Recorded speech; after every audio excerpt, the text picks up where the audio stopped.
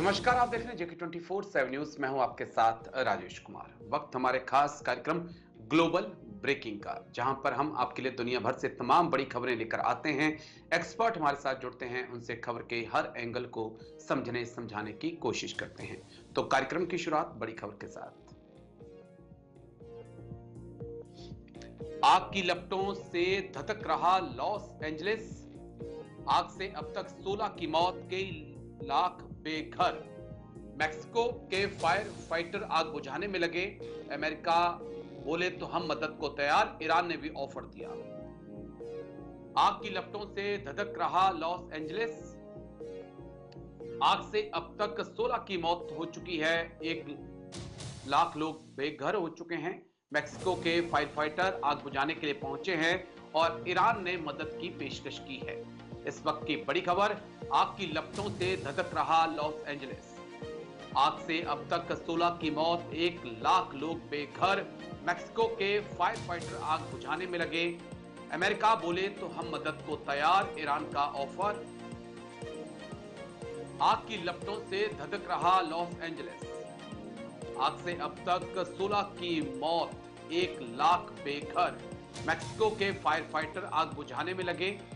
America बोले तो हम मदद को तैयार, ईरान का ऑफर। जल्दी से एक बार ग्राफिक्स, उसके बाद फिर एक्सपर्ट्स के पास भी चलेंगे।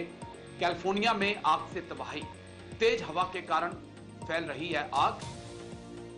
आग के कारण 16 की मौत हो चुकी है। मैक्सिको ने फायर फाइटर जो हैं वो भेजे हैं। ईरान बोला कि मदद के लिए हम भी तैयार हैं। 1000 एकड़ में फैल चुकी है आग। आग के आगे बेबस है अमेरिका। कई लोगों के आशियाने जलकर खाक हो चुके हैं, लेकिन आग की भयानक तस्वीरें भी आपको दिखाते हैं। वो तस्वीरें आप देख लीजिए और हम सीधा अपने एक्सपर्ट्स के पास भी चलेंगे। भयानक आग कैलिफोर्निया में, ये देखिए आप, आग की लपटें उड़ती हुई। भयानक आग इस वक्त अमेरिका में, लॉस एंजल्स में। देखिए आप इन तस्वीरों को देखिए। आग पर काबू पाना अमेरिका जैसे देश के लिए मुश्किल हो चुका है। पूरी कोशिश, पूरी ताकत अमेरिका ने लगा दी है, लेकिन उसके बाद भी आग को बुझाने में नाकाम साबित हुआ है। इसी बीच मैक्सिको ने अपने फायर फाइटर्स को भेजा है और ईरान ने कहा है कि अगर अमेरिका बोलेगा तो उसके फायर फाइटर भी आग बुझाने के लिए तैयार हैं। एक किस्म से तंज भी ईरान ने अमेरिका के ऊपर कस दिया है। लेकिन हालात और बेबसी अमेरिका की कुदरत के कहर के आगे साफ तौर पर दिखाई पड़ रही है। हमारे साथ बेहद खास मेहमान डॉक्टर राम श्रीवास्तव, विदेश मामलों के जानकार, जुड़ चुके हैं। डॉक्टर साहब जय हिंद, बहुत बहुत शुक्रिया समय देने के लिए। Thank you sir. और डॉक्टर साहब, क्योंकि आपकी नजर हमेशा अमेरिका पर बनी रहती है, दुनिया का सुपर पावर अमेरिका, जमीन पाताल आसमान हर जगह जिसकी चलती हो वो आग के आगे बेबस हो जाए। डॉक्टर साहब। राजेश जी, आग के आगे बेबस होना स्वाभाविक है। वैसे अमेरिका में, कैलिफोर्निया में खास करके जंगली आग जो है एक आम बात है। ऑस्ट्रेलिया में भी चलती रहती है, चीन में भी आई थी। और इस तरह के आग के केसेस हमारे यहाँ उत्तराखंड में और कुछ जगह पर देखने को मिले हैं, लेकिन हमारे यहाँ बहुत सीमित रूप से होते हैं। आग लगने के 3 कारण होते हैं जंगलों में खास करके।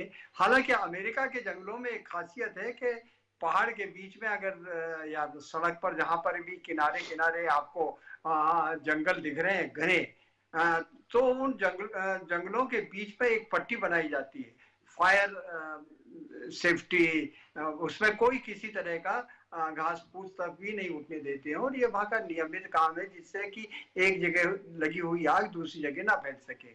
सब प्रिकॉशंस रखते हैं, इसके बाद भी आग लगती है। वो आग लगने का कारण एक तो प्राकृतिक है, तेज हवाओं के कारण पेड़ों में जो रगड़ होती है, सूखी पत्तियां, उनसे जल्दी चिंगारी से आग पकड़ लेती है। दूसरा कारण होता है प्राकृतिक, कई बार बिजली गिरती है, शॉर्ट सर्किट होता है। और तीसरा जो महत्वपूर्ण कारण है वहां पर है, जो पाया गया है रिसर्च ने, पेपर्स में जिसका उल्लेख किया गया है, लोग वहां सिगरेट पीते हैं और सड़क किनारे फेंक देते हैं। हालांकि ऐसा बहुत कम होता है, फिर भी उसके कारण भी अक्सर कैलिफोर्निया में आग लगती जाती है। लेकिन जिस ढंग से लॉस एंजलिस में आग फैली है, सभी प्रिकॉशंस के बाद इसके बावजूद भी वो आउट ऑफ कंट्रोल हो गई है। उसके कंट्रोल होने के दो कारण हैं। एक कारण तो ये है कि वहाँ जितने भी मकान बने हुए हैं उनके बड़े बड़े, क्योंकि क्षेत्रफल वाइज देखा जाए तो हिंदुस्तान से 4 गुना क्षेत्रफल वहाँ है, आबादी 1/10 से भी कम है। तो निश्चित रूप से वहाँ जो मकान है, हर मकान के चारों तरफ अच्छा खासा बगीचा, जंगल वगैरह रहता है। लेकिन कैलिफोर्निया के उस पूरे इलाके में कुछ दिनों से सूखा पड़ने के कारण वहां पर पेड़ पत्ते जो है सूख रहे हैं। और रहा सवाल वहाँ एक विशेष प्रजाति की मछली को बचाए रखने के लिए उन्होंने जितने भी जल संसाधन थे, बड़े बड़े डैम थे, पानी के स्टोरेज थे, वहाँ के गवर्नर ने उनको खाली करा दिया था 2 साल पहले। और इसके ही कारण अब परेशानी आ रही है, आग बुझाने के लिए पानी नहीं मिल रहा है। समुद्र का पानी हेलीकॉप्टर में भर भर के डाल रहे हैं। लेकिन सबसे चिंताजनक चीज जो अभी अभी सामने आई है, कुछ लोगों ने इस बात का जिक्र किया कि वो 10,000 से ज्यादा मकान वहां जल चुके हैं। 16 लोग तो मर ही चुके हैं आग के प्रकोप में, उसमें कुछ फायर कर्मी भी हैं। और आग के सभी संसाधन पूरे लगाने के बाद भी वो काबू में नहीं आ रही है, क्योंकि मकानों के बीच में, वहां पक्के मकान नहीं बनाए जाते हैं, वहां ठंड से बचने के लिए मकानों के बीच में ग्लास वूल भर देते हैं। पूरे लकड़ी के मकान होते हैं और देखते ही देखते चिंगारी पकड़ते हैं, वो धू धू करके जलने लगते हैं। यही एक कारण है कि बहुत विभीषिका आग की वहां देखने को मिल रही है। और अब तो सबसे अधिक परेशानी राजेश जी आ रही है कि इंश्योरेंस कंपनियों ने मना कर दिया है कि हम फायर का इंश्योरेंस नहीं करेंगे, जिससे वहां आम नागरिक बहुत परेशान हो रहा है। तो राजेश जी, ये एक बहुत बड़ी चिंता की बात है। बिल्कुल चिंता की। डॉक्टर साहब, एक सवाल जो मेरे जहन में आ रहा है, क्योंकि आपने उत्तराखंड की बात की, हिमाचल में भी, उत्तराखंड में भी और दूसरे राज्यों में भी आग लगती है, लेकिन वो गर्मी के सीजन में लगती है। मैक्सिमम गर्मी के सीजन में हमने आग लगती देखी है, हमने कभी हिंदुस्तान में सर्दी के सीजन में आग लगती नहीं देखी। डॉक्टर साहब, जो मेरा तजुर्बा है, और आपके पास तो मेरे से ज्यादा तजुर्बा है, लेकिन और यूरोप में हमारे से ज्यादा ठंड पड़ती है सर, जो जहां तक मेरे पास ये भी जानकारी है। तो लेकिन अमेरिका में ठंड क्या नहीं पड़ रही है, क्या गर्मी पड़ रही है? और अगर सर्दी में आग लग रही है तो क्यों लग रही है सर? लोगों का जो विचार है, जो अभी अभी ताजा आया है, शंका जाहिर की है लॉस एंजलिस के ही लोगों ने, कि कहीं ये विकराल आग जो अभी तक इतने भयंकर रूप में कभी लॉस एंजलिस के आसपास नहीं फैली थी, वो इसी समय सर्दी में क्यों फैली है। और कुछ लोगों को तो ये भी लग रहा है कि ये कहीं कोई आतंकवादी घटना का षड्यंत्र तो नहीं है। और जैसा कि आपने बताया कि ईरान कह रहा है कि हम जो है उसमें मदद करने को तैयार है। बड़ी कमाल की चीज है, एक बड़ा टंच है।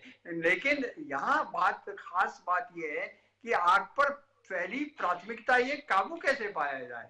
अभी तक तो उस पर काबू नहीं पाया गया है और ऐसा लगता है जिस तेज हवा के कारण ये आग बड़ी तेजी से फैल रही है, अगले 1 हफ्ते तक तो इसका प्रकोप रहेगा। भारत में आग लगने के बहुत सारे कारणों में से एक नया कारण दूसरा भी है। वो कारण ये है कि जो आपके जंगल के माफिया होते हैं, वो जानबूझकर कई बार आग लगा देते हैं, जिससे कि खड़े हुए रूट जो होते हैं पेड़ों के, उनको जो है काट कर वो उसका उपयोग कर सके। क्योंकि आग जो लगती है घास फूस से लगती है, पेड़ पत्तियों से लगती है, मोटे मोटे पुराने वृक्ष जो है उनका जो है जो छाल है वो तो जल जाती है और लकड़ी खड़ी रहती है। तो भारत में आग लगने का कारण जो है गर्मी में है। बहुत भारत के कारण अलग हो सकते हैं, लेकिन जो अमेरिका के हालात हैं वो वाकई में बहुत चिंताजनक है। मैं लौटता हूं डॉक्टर साहब, आपके पास एक और बड़ी खबर आ रही है, उसके बाद मैं आपके पास आऊंगा। इस वक्त की एक और बड़ी खबर आपको दिखा दें। मालदीव के दौरे पर पहुंचे चीनी विदेश मंत्री। अचानक से मालदीव पहुंचे विदेश मंत्री वांगी। मालदीव के राष्ट्रपति मोहम्मद मुइजू से मुलाकात भी की। मालदीव के रक्षा मंत्री ने हाल ही में भारत का दौरा किया था। इस वक्त की बड़ी खबर आपको बता दें, मालदीव के दौरे पर पहुंचे चीनी विदेश मंत्री। मालदीव के दौरे पर पहुंचे चीनी विदेश मंत्री, बड़ी खबर इस वक्त की। अचानक से मालदीव पहुंचे विदेश मंत्री वांगी। मालदीव के राष्ट्रपति मुइजू से मुलाकात। मालदीव के रक्षा मंत्री ने किया था भारत का दौरा। इस वक्त की बड़ी खबर आपको बता रहे हैं। जल्दी से एक बार ग्राफिक्स प्ले कर दीजिए, उसके बाद एक्सपर्ट्स के पास हम चलेंगे। मालदीव पहुंचे वांगी, अचानक से मालदीव का दौरा। मुइजू से मिले, राष्ट्रपति मोहम्मद मुइजू से मिले वांगी। मालदीव चीन संबंधों पर चर्चा की गई। भारत मालदीव संबंध मजबूत। भारत मालदीव संबंधों से चीन परेशान। मालदीव के रक्षा मंत्री हाल ही में भारत के दौरे पर आए थे और हम डॉक्टर राम श्रीवास्तव के पास चलेंगे। डॉक्टर राम श्रीवास्तव, अचानक से वांगी का मालदीव का दौरा, कोई प्लानिंग नहीं थी, लेकिन खबरें आई कि अचानक से वो मालदीव पहुंचे, मोहम्मद मुइजू से उन्होंने मुलाकात भी की। क्या मायने रखता है सर ये दौरा? मौजूद साहब को जब से ये समझ में आ गया कि भारत के बगैर उनका जो है अस्तित्व खतरे में है, क्योंकि भारत ही एक ऐसा देश है जिससे कि उनकी निकटतम दूरी है, यहाँ से खाद्य सामग्री पहुंचती है, उनकी रक्षा सामग्री पहुंचती है, और भारत ने उनकी रक्षा के लिए, मानवीय सहायता के लिए वहां इस तरह से एयर एम्बुलेंसेज भी रख रखी हैं, तो सभी सुविधाएं दे रखी हैं। बीच में उन्होंने जब अपने नखरे लगाए थे तो मोदी जी ने सिर्फ एक ही सिंपल जवाब दिया था, एक रात्रि विश्राम उन्होंने लक्षद्वीप किया था, उनकी अकल आ गई कि अगर यहाँ के जितने भी टूरिस्ट हैं वो बंद हो जाएंगे, वो तो घुटनों पे आ जाएगा, और सच में आने की नौबत आ गई। अब वहाँ टूरिज्म बढ़ गया है, खास करके मालदीव में भारतीय लोगों का। और ये कारण जो है चीन को समझ में आ गया, और चीन इस समय घबरा रहा है, क्योंकि चीन ने जो उम्मीद की थी मालदीव से, वो प्रैक्टिकली उसको जिस तरह श्रीलंका को फंसाया, जिस तरह उसने म्यांमार को फंसाया, इस तरह से वो उसको अपने कब्जे में लेकर भारत के प्रभाव से मुक्त करना चाहता था, जिससे कि वहां अपना एक सैनिक अड्डा बना सके। रहा सवाल चीन का, चीन की हालत इस समय वैसे ही बहुत ज्यादा खराब हो रही है। सबसे ज्यादा खराब होने वाली है पनामा में। पनामा नहर पर अमेरिका ने अपना कब्जा वापस लेने की घोषणा ट्रंप ने कर दी है। उसका कारण यह है कि पनामा नहर 1970 तक अमेरिका की ओर से ही उसका संचालन होता था, वही टैक्स वसूल करा करते थे, क्योंकि पनामा नहर की खासियत यह प्रशांत महासागर में जल का स्तर ऊंचा है और अटलांटिक में थोड़ा नीचा है, रोटेशन ऑफ अर्थ के कारण। इसलिए जब भी जहाज जाते हैं तो पहले उनको एक गेट बंद करके पानी जगह पर लाकर जल स्तर ऊपर उठाया जाता है, फिर जहाज को खींचकर उसको दूसरी तरफ ले जाते हैं। तो इस काम के लिए जो खर्च आता है काफी आता है, लेकिन वो खर्च जो है पूरे दक्षिण अमेरिका का चक्कर बचने से बहुत अच्छा कम खर्चे में काम होता था।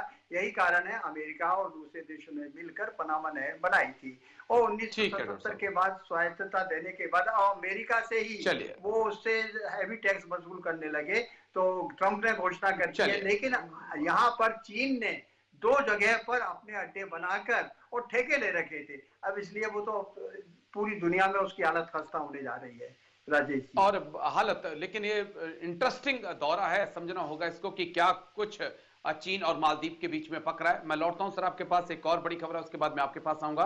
इस वक्त की एक और बड़ी खबर, बांग्लादेश ने बीएसएफ पर लगाया गोलीबारी का आरोप, भारत की फायरिंग में एक नागरिक घायल, बांग्लादेश बोला तस्करी कर रहा था बांग्लादेशी घुसपैठिया, बीएसएफ ने कहा। बीजीबी और बीएसएफ के बीच फ्लैग मीटिंग बुलाई गई। इस वक्त की बड़ी खबर, बांग्लादेश ने बीएसएफ पर लगाया गोलीबारी का आरोप, भारत की फायरिंग में एक नागरिक घायल हुआ, बांग्लादेश का आरोप। बांग्लादेश ने बीएसएफ पर लगाया गोलीबारी का आरोप, भारत की फायरिंग में एक नागरिक घायल, बांग्लादेश तस्करी कर रहा था बांग्लादेश का घुसपैठिया, बीएसएफ ने पिक्चर क्लियर कर दी है। बीजीपी और बीएसएफ के बीच उसके बाद फ्लैग मीटिंग बुलाई गई। जल्दी से एक बार ग्राफिक्स प्ले कर दीजिए।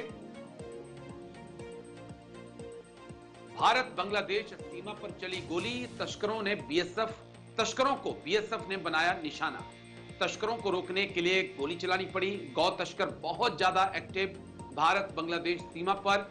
मोहम्मद शाहिदुल इस्लाम जो कि 22 साल का है, वो घायल हुआ। उसके बाद बॉर्डर गार्ड बांग्लादेश के और बीएसएफ के बीच फ्लैग मीटिंग बुलाई गई। भारत बांग्लादेश सीमा पर टेंशन, मुइजू के आने के बाद ये टेंशन और बढ़ने लगी है। डॉक्टर राम श्रीवास्तव, विदेश मामलों के जानकार, लगातार हमारे साथ बने हुए हैं। डॉक्टर राम के पास चलेंगे। डॉक्टर राम, भारत बांग्लादेश सीमा पर आरोप बीएसएफ पर कि उन्होंने गोली चलाई, एक बांग्लादेशी नागरिक घायल हो गया, लेकिन बीएसएफ कह रही है कि वो तो गौ तस्कर था। बिल्कुल सही बात है, तस्करी होती रहती है और ये किसी से छुपी हुई नहीं है। और यहाँ तक कि वो सीमा पर कुछ इलाके में जहाँ फेंसिंग नहीं है, वहाँ अगर बीएसएफ के लोगों ने फेंसिंग लगाने की कोशिश की तो काफी लोग विरोध में आ गए थे, तो उनको रोकना तो लाजमी था।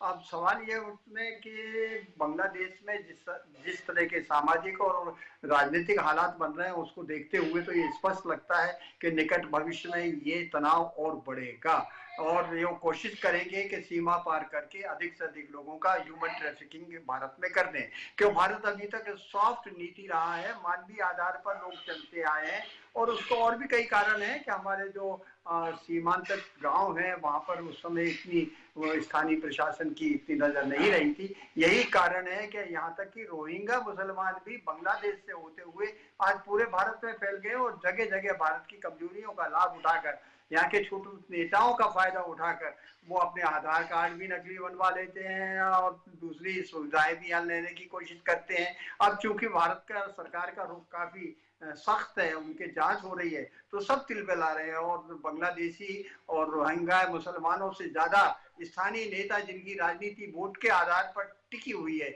वो लोग ज्यादा तिलमिला रहे हैं। और पर निकट भविष्य में आप निश्चित मानिएगा कि बांग्लादेश ने अगर अपनी स्थिति, राजनीतिक स्थिति और विशेषकर वह माइनॉरिटी के प्रति, हिंदुओं के प्रति अगर अपनी नीति में सुधार नहीं किया तो निश्चित रूप से अभी तो सिर्फ सीमा पर गोली चलाई है, वो दिन दूर नहीं है कि जिस तरह से हमने बांग्लादेश की आजाद कराने में मदद की थी अब उसको फिर से अपनी जगह पर पहुंचाने के लिए उसके हाथ में ठीक करने के लिए वो बहुत जरूरी होता है। कई बार ताकत की नुमाइश भी बहुत जरूरी होती है। मैं लौटता हूं सर आपके पास, एक और बड़ी खबर, उसके बाद मैं आपके पास आता हूं। बड़ी खबर आपको बता दें इस वक्त की, 2025 में ताइवान पर हमला कर सकता है चीन।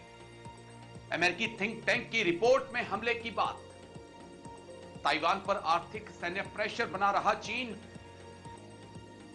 चीन के हमले से प्रभावित होंगे अमेरिकी हित, यह रिपोर्ट कह रही है। 2025 में ताइवान पर हमला कर सकता है चीन। अमेरिकी थिंक टैंक की रिपोर्ट में हमले की बात। बड़ी खबर इस वक्त की आपको बता दें, 2025 में ताइवान पर हमला कर सकता है चीन। अमेरिकी थिंक टैंक की रिपोर्ट में हमले की बात। ताइवान पर आर्थिक सैन्य प्रेशर बना रहा चीन। चलिए जल्दी से एक बार ग्राफिक्स प्ले कर दीजिए, उसके बाद डॉक्टर राम के पास हम चलेंगे। अमेरिकी थिंक टैंक की report, centre for preventive action की रिपोर्ट है।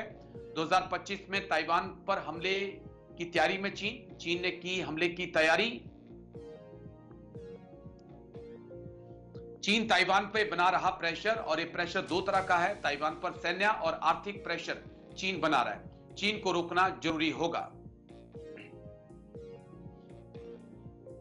अमेरिकी हित होंगे प्रभावित। चीन फिलीपींस से जंग की भी संभावना इस रिपोर्ट में जताई गई है और यह भी कहा गया है कि अगर ऐसा होता है तो अमेरिका और उसके सहयोगियों को जंग में कूदना पड़ेगा चीन को रोकने के लिए। डॉक्टर राम श्रीवास्तव विदेश मामलों के जानकार हमारे साथ लगातार बने हुए हैं। डॉक्टर राम के पास चलेंगे। डॉक्टर राम, क्या वाकई में अमेरिका के जो थिंक टैंक है जिसकी रिपोर्ट सामने आई है, क्या वाकई में इसमें दम है? क्या वाकई में चीन ताइवान पर 2025 में अटैक करने जा रहा है? सब चीन हरकतें तो करता है, करता रहेगा, आगे भी करेगा, लेकिन वो हरकतों का रूप क्या एक युद्ध के रूप में होगा? फिलहाल तो मुझे नहीं लगता है, क्योंकि बहुत पहले मैं आपसे कह चुका हूँ राकेश जी, देखिए राजेश जी, के चीन जो है एक व्यापारिक देश है जिसको हम देहाती भाषा में बनिया देश कहते हैं। वो बनिया की ये आदत है कि वो कभी भी गुस्सा आएगा तो गड़ा हुआ पत्थर हिलाएगा कि ठहर जाए, इसको मैं उखाड़ कर तुमको फेंकता हूँ। ये जो फिलॉसफी है गड़े हुए पत्थर की, ये चीन पर पूरी तरह लागू होती है। वो अपनी ताकत का इजहार करेगा, दबाव डालेगा, आर्थिक रूप से शोषण करने के लिए सब प्रयास करेगा। वो घुटने भी टेक लेगा, पैर भी पकड़ लेगा, जैसा आजकल वो अमेरिका का कर रहा है, लेकिन उसकी हिम्मत नहीं है कि अमेरिका जैसी महाशक्ति, और अकेला अमेरिका नहीं है, उसमें तो ऑस्ट्रेलिया भी कूद पड़ेगा, जापान भी आ जाएगा, दक्षिण कोरिया भी आ जाएगा। और आज तक चीन ने एक 1962 के भारत के युद्ध को छोड़ के कौन सा युद्ध ने अपना कमाल बनाया है? 1962 में तो हमारी कमजोरियों का फायदा उठाया था उसने। हमारे सैनिकों के पास ठंड के बर्फ में चलने वाले जूते तक नहीं थे। बबीना की जो हमारी पैराट्रूप बटालियन थी उसको उस जगह पर उतार दिया गया था, नीचे से ही लोगों ने उसको बूम दिया था। तो हकीकत में आज की भारत की सेना और चीन के उस समय की ताकत, चीन सूंघता है, देखता है, कहाँ सॉफ्ट पॉइंट है, उस सॉफ्ट पॉइंट को कवर करके वो धन से वहां के राजनीतिज्ञों को घूस दे देकर अपने पक्ष में करके और 90 साल का समझौता कर लेता है, जैसा पाकिस्तान में जी किया है। पाकिस्तान में क्या हुआ, यूरेनियम की खदान के साइंटिस्टों को तालिबान वाले उठा कर ले गए। उन खदानों का ठेका किसके पास है? चीन के पास है। कोयले का ठेका किसके पास है? तांबे की खदानों का ठेका किसके पास है? चीन के पास है। चीन अपने सैनिकों की के द्वारा चाइनीज जितने भी इंजीनियर से उनकी पाकिस्तान में रक्षा नहीं कर पा रहा है, वो किसी देश से युद्ध क्या करेगा? ये सिर्फ धौंस देने पट्टी की बात है और पावर ठीक है शो डॉक्टर है, साहब, निश्चित सिर्फ रूप पावर से शो हो इसकी रहा आड़ है में लेकिन उसके जंग नहीं होगी। चलिए मैं लौटता हूं सर, एक और बड़ी खबर आ रही है उसके बाद मैं आपके पास आता हूं। एक और बड़ी खबर इस वक्त की, तालिबान को लेकर चीन पाक की नई साजिश, पखान कॉरिडोर पर कब्जा करेंगे चीन पाक। अफगानिस्तान को चीन से जोड़ता है पखान। भारत तालिबान की दोस्ती से टेंशन में पाक। तालिबान को लेकर चीन पाकिस्तान की नई साजिश, पखान कॉरिडोर पे कब्जा करेंगे चीन पाक। जल्दी से एक बार ग्राफिक्स प्ले कर दीजिए, उसके बाद सीधा डॉक्टर राम के पास हम चलेंगे। पखान कॉरिडोर पर ड्रैगन की नजर, पाक चीन मिलकर बना रहे रणनीति। पखान पर कब्जे की तैयारी में दोनों, तजाकिस्तान तक सीधी पहुंच चाहते हैं दोनों। चीन पाकिस्तान को भारत का डर, लेकिन डर किस बात का है वो नेक्स्ट ग्राफिक्स में मैं आपको बताता हूं। पीओके अगर भारत ने वापस लिया तो चीन का पाकिस्तान से संपर्क कट जाएगा, यह आपको समझना होगा। और बीजिंग को इस बात का डर, पखान कॉरिडोर 350 किलोमीटर लंबा, 16 से 64 किलोमीटर चौड़ा, पाकिस्तान तजाकिस्तान के बीच ये एक बफर जोन के तौर पर भी काम करता है और अफगानिस्तान को चीन तक एक सीधी पहुंच भी देता है।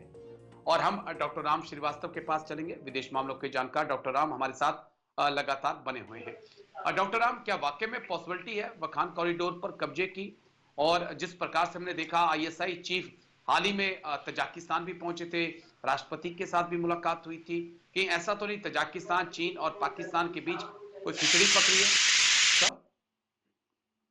खिचड़ी पकड़ी है, ये वो इलाका है जो अर्थक्वेक के मामले में बड़ा सेंसिटिव है। वहाँ की जमीन बहुत गर्म है और निश्चित रूप से वो गर्मी अब जो वहाँ के राजनेताओं में आ गई है, सब अपने अपने लाभों की तुष्टि में लगे हुए हैं। चीन जो है अपने पैंतरेबाजी करके किसी भी तरह से अपने स्थिति पाकिस्तान में और अफगानिस्तान में मजबूत करना चाहता है, लेकिन भारत और अफगानिस्तान के जब से अच्छे थोड़े संबंध हुए हैं, निश्चित मानिएगा कि अब जो है वो टीटीपी को मदद करके पाकिस्तान के ऊपर आक्रमण करके पाकिस्तान पर ये राजनीतिक दबाव डालने की कोशिश कर रहा है कि हमारे कहने से जो उनका बीआर जो प्रोजेक्ट है उसको आगे बढ़ाने में मदद करे। यही एक कारण है कि जो कॉरिडोर पखान का आपने बताया है, उस कॉरिडोर को अगर ये लोग कब्जे में ले लेते हैं तो निश्चित रूप से इनकी सीधी पहुंच हो जाएगी और भारत के प्रभाव के कारण अब ये संभव नहीं है कि वो कॉरिडोर को ये कब्जे में कर सके। करेंगे तो उसका मुंहतोड़ जवाब अंतरराष्ट्रीय स्तर पर डिप्लोमेटिकली भी मिलेगा और आवश्यक हुआ तो वहां पर जो अब ये कहना तो ठीक नहीं रहेगा, लेकिन हाँ भारतीय विचारधारा के लोग हैं वो इसका स्वयं विरोध करेंगे और निश्चित रूप से ये भारत की एक बहुत बड़ी जीत होगी, राजनीतिक जीत, क्योंकि किसी भी हालत में हम उसको उस पर कब्जा नहीं करने देंगे। राजेश जी जी, चलिए बहुत बहुत शुक्रिया डॉक्टर राम श्रीवास्तव, आपका बहुत बहुत शुक्रिया हमारे साथ जुड़ने के लिए, तमाम खबरों पर इतनी बारीकी से जानकारी देने के लिए।